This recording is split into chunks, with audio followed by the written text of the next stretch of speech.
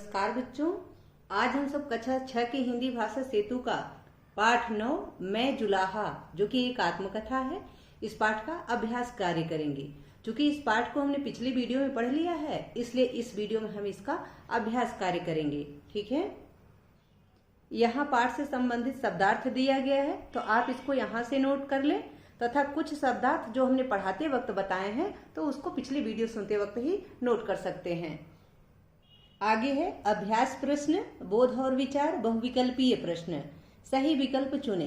पहला प्रश्न है जुलाहा को लोग और क्या कहते हैं, यानी जुलाहों को लोग और क्या क्या कहते हैं। तो कोरी, बुनकर, तंतुआर, यानी उपरोक्त सभी। घ ऑप्शन सही होगा। ये सारी चीजें कहे जाते हैं जुलाहे, इसलिए घ ऑप्शन जो है यह सही होगा, उपरोक्त सभी।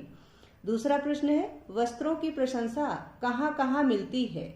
तो उत्तर है वेदों में, मनुस्मृति में, रामायण महाभारत में, इन सब में मिलती है वस्त्रों की प्रशंसा, इसलिए घ ऑप्शन सही है, अर्थात उपरोक्त सभी। तीसरा प्रश्न है बुनकरी के लिहाज से उल्लेखनीय जीव हैं। तो कौन कौन से उल्लेखनीय जीव हैं। क है बया, ख है मकड़ी, तो ये दोनों ही उल्लेखनीय जीव हैं, इसलिए ग ऑप्शन सही होगा, क और ख दोनों। चौथा प्रश्न है कहाँ की मलमल के कपड़े की पूरी थान एक अंगूठी से निकल जाती थी। तो उत्तर है ढाका, यानी घ ऑप्शन सही है। पांचवा प्रश्न है किसके शासन में बुनकरों का पतन हुआ। तो उत्तर है अंग्रेजों के, इसलिए ग ऑप्शन सही है। छठा प्रश्न है चरखा का प्रचार किसने किया। तो उत्तर है महात्मा गांधी, इसलिए क ऑप्शन सही है। आगे देखते हैं लघु उत्तरीय प्रश्न। प्रश्न 1 है यह पाठ किस शैली में लिखा गया है। तो इसका उत्तर है आत्मकथात्मक शैली में, यानी ख ऑप्शन सही रहेगा। ठीक है, लिखा जाएगा कि यह पाठ आत्मकथात्मक शैली में लिखा गया है। दूसरा प्रश्न है जुलाहे को और किन किन नामों से पुकारा जाता है। इसका उत्तर है जुलाहे को कोरी, बुनकर और तंतुआए आदि नामों से बुलाया जाता है, पुकारा जाता है। तीसरा प्रश्न है जुलाहे किसे अपना पूर्वज स्वीकार करते हैं। तो इसका उत्तर है जुलाहे विधाता को अपना पूर्वज स्वीकार करते हैं। ठीक है। चौथा प्रश्न है प्रारंभिक अवस्था में मनुष्य किस दशा में रहता था। तो उत्तर है प्रारंभिक अवस्था में मनुष्य नग्न अवस्था में रहता था, यानी बिना कपड़ों के रहता था। पांचवा प्रश्न है प्राचीन ग्रंथों में जुलाहे के महत्व को किस रूप में स्वीकार किया गया है। तो इसका उत्तर है प्राचीन ग्रंथों में जुलाहे के महत्व को लोगों को वस्त्र प्रदान करके सभ्यता की दीक्षा देने वालों के रूप में की गई है तथा इनके महत्व का उल्लेख रामायण महाभारत आदि प्राचीन ग्रंथों में भी मिलता है, यानी जुलाहों की प्रशंसा जो है वह रामायण और महाभारत में भी की गई है। छठा प्रश्न है ढाका के मलमल की क्या विशेषता थी। तो इसका उत्तर है ढाका के मलमल की यह विशेषता थी कि उसका पूरी थान, यानी उसकी पूरी थान, उसका नहीं उसकी पूरी थान एक अंगूठी के बीच से निकल जाती थी। तो जो ढाका का मलमल हुआ करता था उसका जो पूरा थान होता था, यानी तकरीबन 10-12 मीटर कपड़े जो होते थे वो एक अंगूठी के बीच से निकल जाया करता था। वो इतने मुलायम और रेशमी हुआ करते थे। सातवां प्रश्न है जुलाहे का कर्म पवित्र किस प्रकार है, स्पष्ट करो।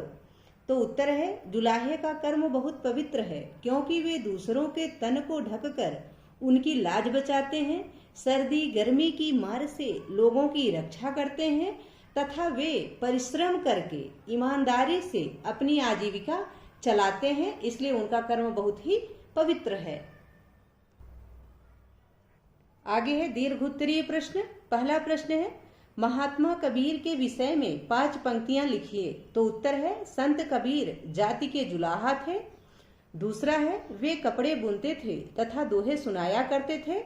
तीसरी पंक्ति है उनका व्यक्तित्व बहुत ऊंचा था। चौथा है वे ईश्वर के परम भक्त थे। और पांचवा है संत कबीर बहुत ही निर्भीक एवं निडर थे। अगला प्रश्न है दूसरा जुलाहों का दुर्भाग्य कब और कैसे जागा। तो इसका उत्तर है जुलाहों का दुर्भाग्य तब जागा जब अंग्रेजी शासन ने मशीनी वस्त्रों को बढ़ावा देना शुरू कर दिया। इन पर कई प्रकार के कर लगा दिए तथा इन पर अत्याचार ढाने प्रारंभ कर दिए, यानी जुलाहों पर कई प्रकार के कर लगा दिए तथा इन पर अत्याचार ढाने शुरू कर दिए, यानी अत्याचार करना शुरू कर दिया।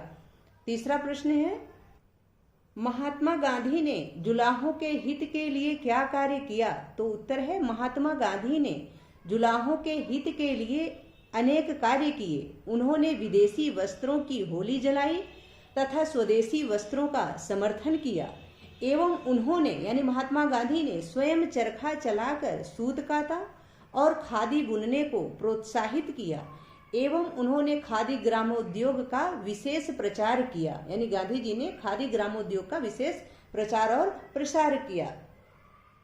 चौथा प्रश्न है, बया के घोंसले की कुछ विशेषताएं बताइए।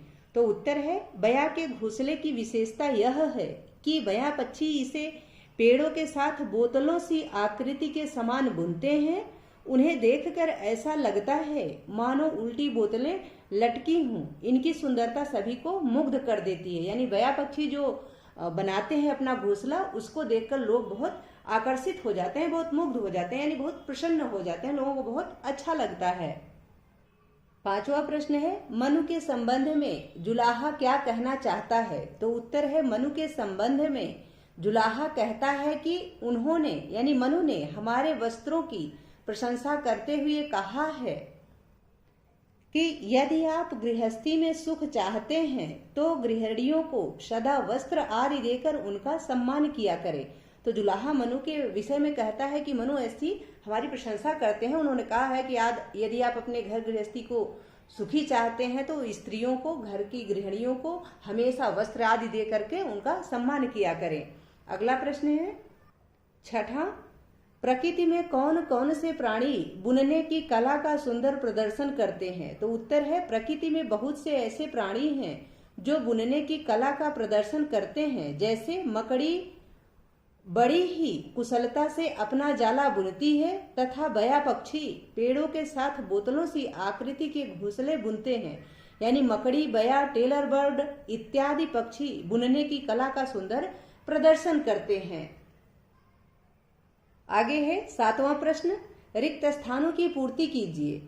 क है, जुलाहों ने लोगों की नग्नता को दूर किया। तो यहाँ नग्नता भरा जाएगा। ख है, वेदों में भी जुलाहों की भूरी भूरी प्रशंसा की गई है। तो यहाँ भूरी भूरी भरा जाएगा। ग है, बया, यहाँ बया भरा जाएगा कि बया पक्षी बुनने की कला की प्रेरणा देने में जुलाहों का गुरु रहा होगा। घ है, संत कबीर जुलाहे ही तो थे, यानी यहाँ जुलाहे भरा जाएगा। ङ है, महात्मा गांधी ने स्वदेशी आंदोलन चलाया। तो यहाँ स्वदेशी भरा जाएगा। ठीक है। आठवां प्रश्न है, सरलार्थ लिखिए, यानी सरल अर्थ बताइए। जात न पूछो साधु की, पूछ लीजिए ज्ञान, मोल करो तलवार का, पड़ा रहन दो म्यान। तो इसका उत्तर है कि प्रस्तुत दोहे में कबीरदास जी कहते हैं कि सज्जन व्यक्ति के ज्ञान का महत्व होता है, न कि उसकी जाति का। इसलिए आप सज्जनों से उनके ज्ञान को पूछ लीजिए, यानी सज्जनों से आप उनका ज्ञान प्राप्त कर लीजिए। उसकी जाति मत पूछिए, यानी वह किस जाति का है, किस धर्म का है, यह उससे मत पूछिए, बल्कि उसके अंदर क्या ज्ञान है, कितना ज्ञान है, उसको आप प्राप्त कर लीजिए।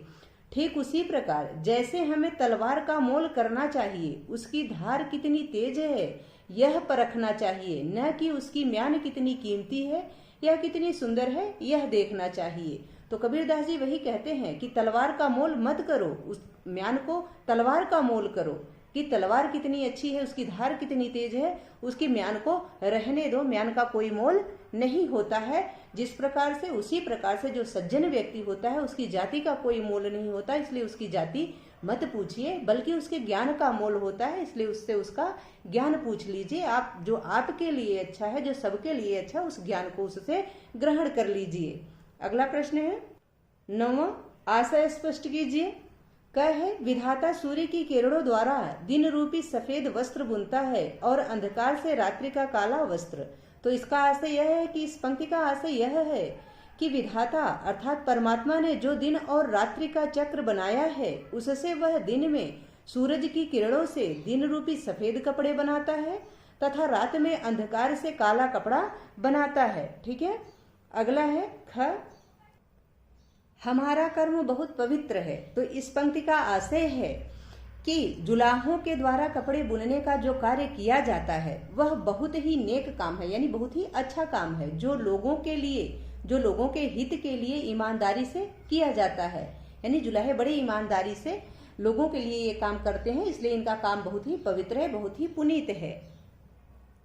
आगे ग है, अब खादी आधुनिकता और फैशन का पर्याय बन चुकी है। तो इसका आशय यह है कि वर्तमान समय में खादी के कपड़े पहनना बड़े गर्व की बात है, क्योंकि अब खादी फैशन का दूसरा रूप बन गई है, पर्याय बन चुकी है, यानी उसका रूप बन गई है, एक नया रूप बन गई है। आज खादी बहुत महंगा बिकता है और उसको पहनना खुद में गर्व की बात होती है, इसलिए खादी जो है आज के समय की सबसे बड़ी मांग बन गई है। इस पंक्ति का यही आशय है।